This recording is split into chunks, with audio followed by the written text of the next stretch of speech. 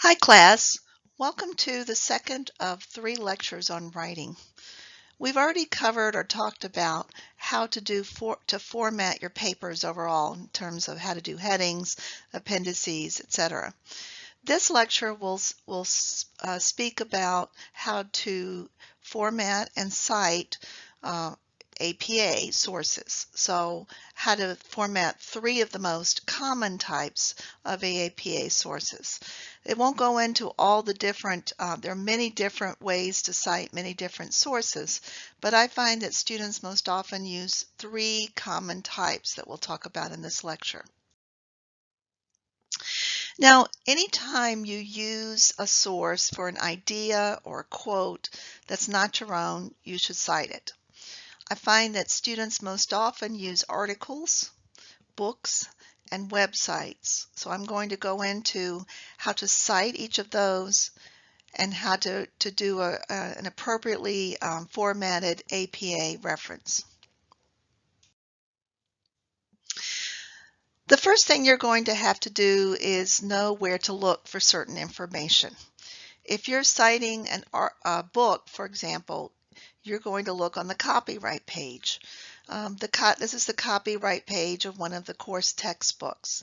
It'll give you where it was published, it'll give you the date it was published, etc. If you're looking on a web page at a website, you might have to go to the bottom of the page to see who publishes the website.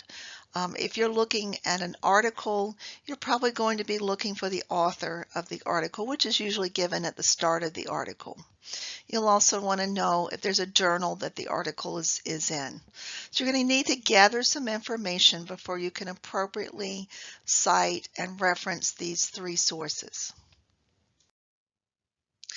Let's talk about formatting a reference for an article. Let's say you're doing a paper and you go out and find an article and you want to use the ideas in your article.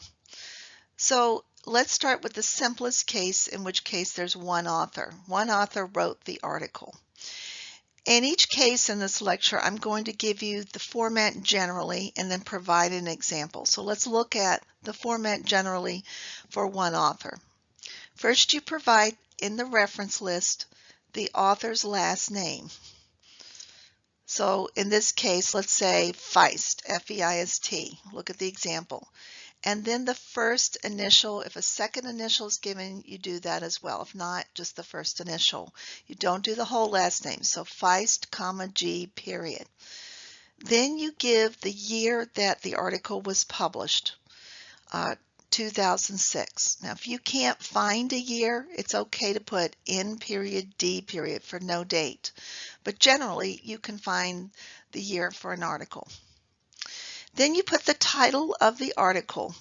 Now, in this case, you don't capitalize it the way you would a book. So the title of this article was The Development of Scientific Talent in Westinghouse Finalists and Members of the National Academy of Sciences. So notice that only proper nouns are capitalized. So Westinghouse is a proper noun. It names a particular group. National Academy of Sciences is a proper noun. And the first letter of the is capitalized as the start, but nothing else is capitalized. Then you put a period. And then you put the journal that it was in. So Journal of Adult Development. And you capitalize the important words like you would a title.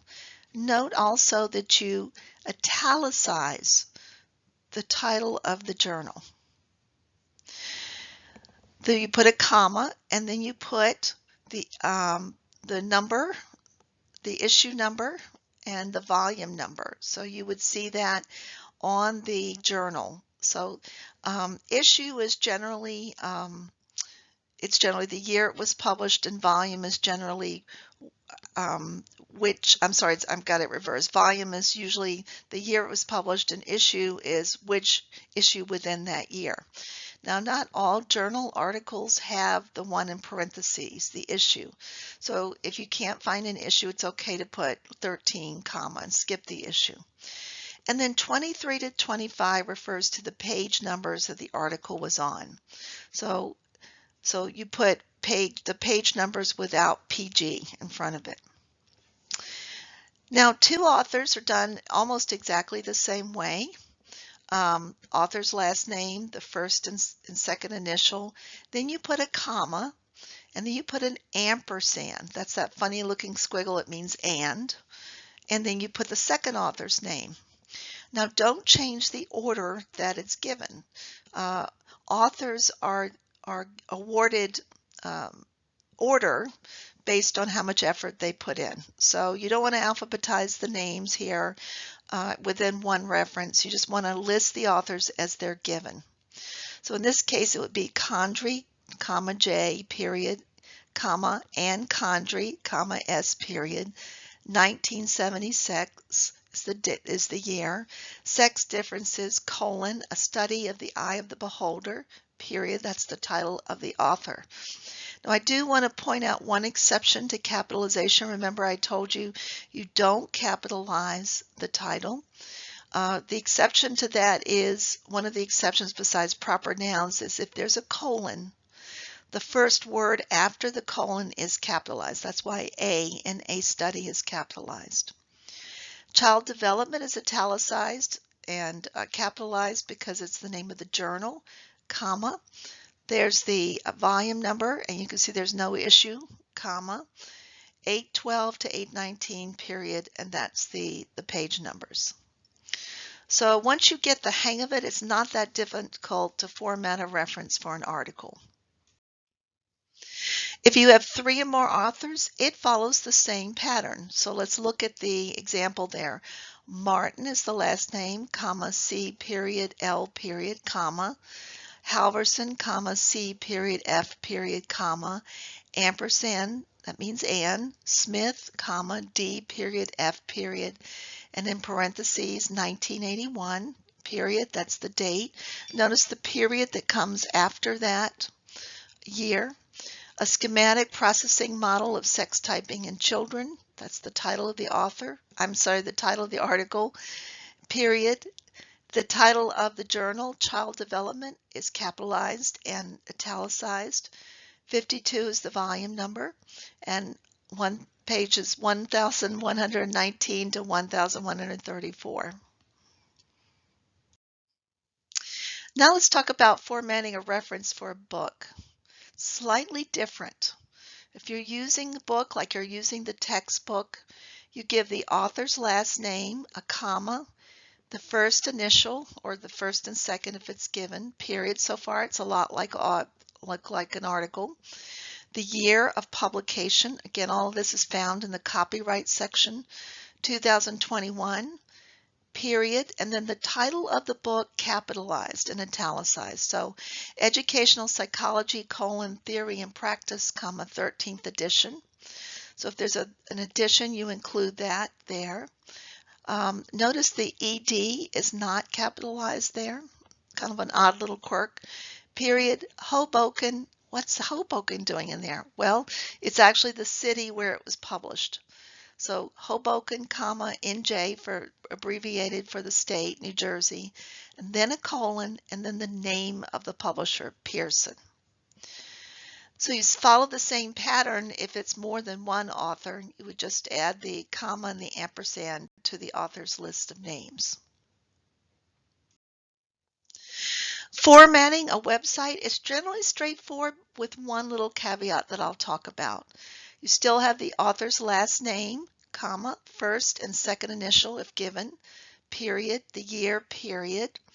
The title of the page, only the first word, proper nouns, and the first word after the colon capitalized. That was identical to the title of an article, if you remember. And then the title of the overall website, capitalized and italicized. So in this case, in the example, Lancour is the author of the article. K period L period 2008 is the date of publication. Science Process Skills for Life was the title at the top of the website. So that's what you saw when you opened the page. Training Guide, this page was part of an overall training guide. So we give that as the title of the overall set of pages, the website. Retrieved from, and then you copy the address that's in the address bar on your computer and you put it there. The idea is that someone should be able to go to that and verify the information that you used. You follow the same patterns as with articles with there are more authors. And so you would just say, list them with the commas and the ampersand. Now, if there's no author, and this sometimes happens with websites, then you simply leave it off and you put the title of the website instead. So if you couldn't find Lancour on this website, you would put Science Process Skills for Life, period 2008.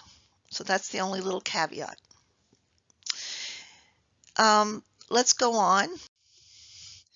Like I said, if there's no author, if you can't find the author, move the article, book, or website title to the front to substitute for the author's name.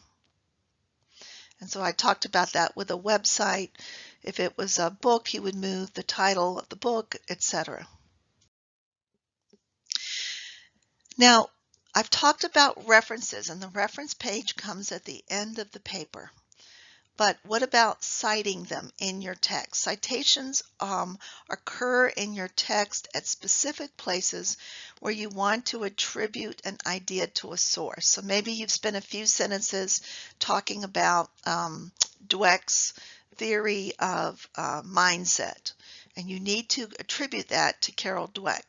So after the few sentences are over, you would put your citation with your source, and then you reference it at the end. So how do you do that? Let's take a look. If you're citing an idea, cite by including all the authors and a year within the parentheses. So suppose you type the sentence, reinforcers play a role in learning, and you put Slavin 2018, which is a textbook, or sex differences are not cognitively based, and you put Condrey and Condrey 1978. So you put your citations in parentheses and you put the author's last name or one or more authors. Every author in the reference list has to be listed. If it's one, it's easy. It's just the author's last name, comma, year. If it's more than one, you put comma, comma, ampersand before the last one, 1978. So Condrey and Condrey 1978. If Smith were in there, it would be Smith, comma, Condrey, comma, ampersand, Condrey, 1978. So easy, last name, year.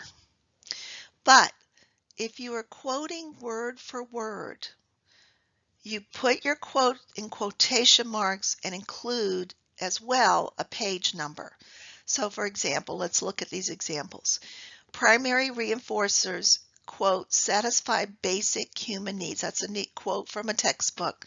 You would put Slavin, comma, 2018, so far just like the other one, but now you put comma and page, P, period. That's how you abbreviate page 105. And then you close off the parentheses and put the period after the citation. The difference here is you're quoting word for word, so you have to put what page you found the quote on. And in all cases, periods go after the citations if you're at the end of the sentence. If you're not at the end of the sentence and the citation is in the middle of the sentence, you put the period at the end of the sentence as you normally would. But a lot of times we find citations are coming at the ends of sentences, put the period following the citation. Now you're not just tied into citing like that. Sometimes you want to write, and it sounds better if you can do it slightly differently. So you don't have to stick with just the previous ways.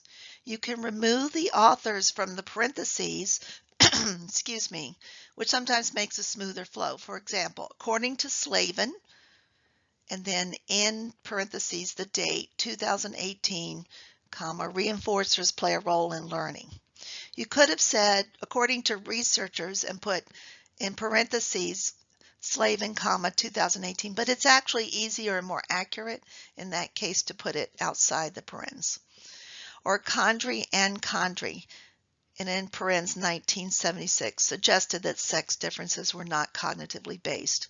Now, something I want you to notice here is that in the previous slide, when the authors were inside the parentheses, you used an ampersand between them.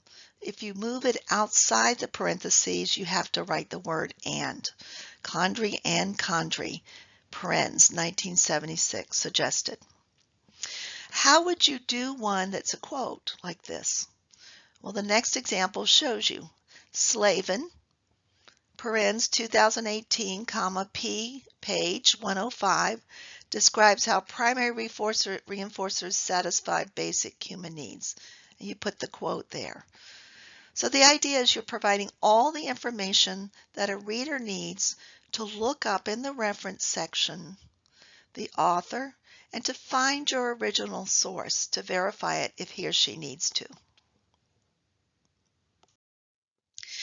That's it for this lecture. I hope this has taught you something about citations and references. And as always, if you have any questions, please don't hesitate to ask.